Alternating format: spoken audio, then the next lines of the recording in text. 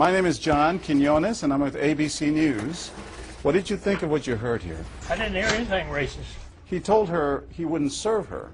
Well, he can say he wouldn't serve you if you come in here barefooted without a shirt on. But she wasn't barefoot or without a shirt on. Well, she wasn't dressed right. What do you mean? If I was running a place, I'd do the same thing. You wouldn't let Muslims shop at your store? I sure wouldn't. We never expected customers to be so candid. How do I know you don't have a bomb in there? Watch what happens this time when, once again, our Muslim woman is denied service. This is not right. And again leaves. I mean, we reserve the right to not serve. That's right. Certain kind. That's right. That's, I appreciate saying that. I think that's the first time I've ever seen that. He not only commends the man behind the counter for his discriminatory behavior, but he gives him the thumbs up, not once, but twice, Good job. All right. as he leaves. So can I talk to you, sir, for a second? But when I approach, So we're with ABC News. there is no thumbs up for me. We staged a little experiment in there to see how people would react to that kind of attitude. You're not an American. I am an American. That man took it a bit farther, telling me I'm not an American. He was threatened.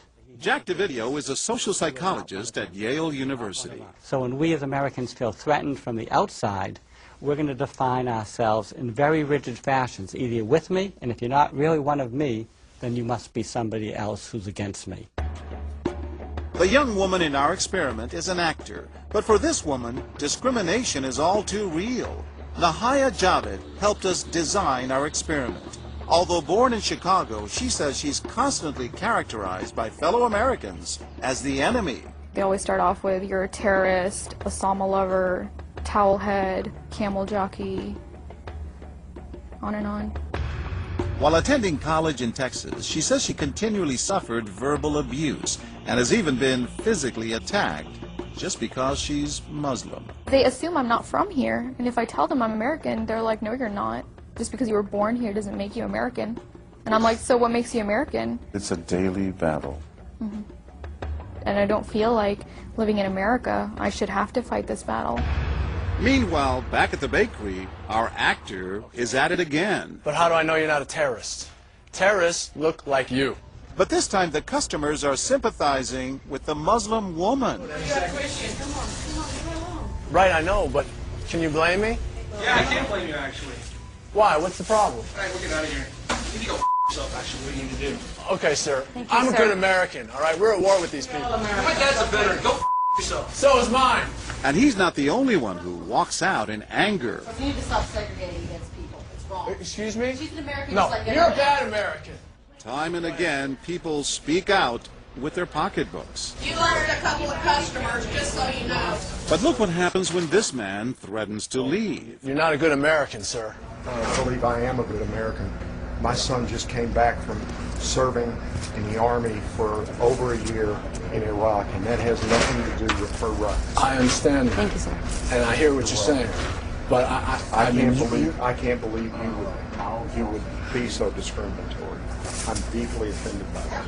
I'm sorry to offend you, sir, but I've got to live with myself. Seething, the man vows to fight back. I will let people know this. I've stopped here every time I come by this place, and I'll never stop here again.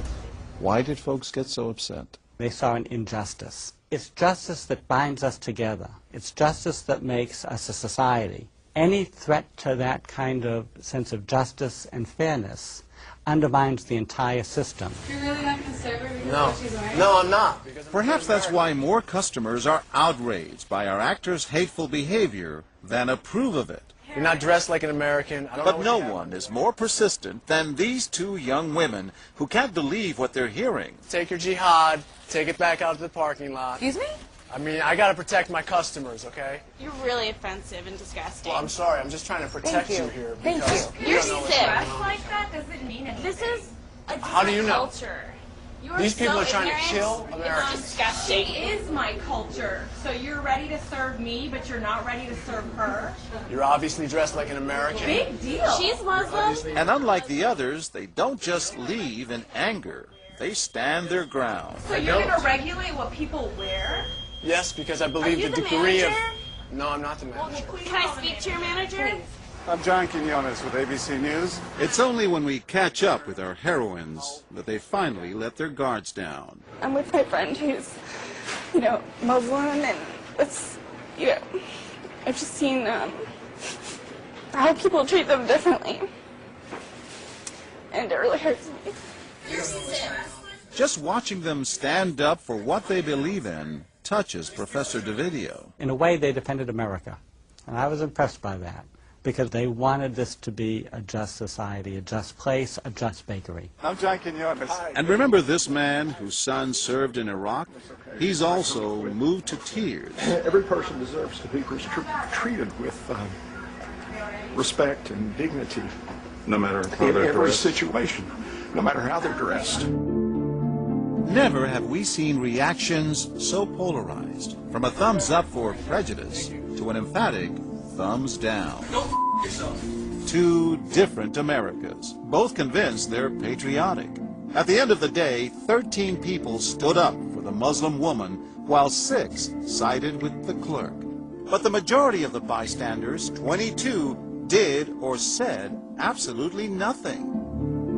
That's what's most frightening to Muslims like Nahaya, who was watching our experiment. In fact, so frightening that they often avoid going out by themselves. It's really sad because I'm old enough to be able to do things by myself. I shouldn't need a chaperone all the time. But that one time that I'm alone and something bad might happen, I'd rather be safe than sorry. Hi, I'm Nahaya. It's no wonder this young woman was so moved by the people who came forward to protect a stranger who just happens to be Muslim. Thank you so much for what you did, and I wish more people would do these type of things. And I do too. it would make my life a lot easier. I'll go with you.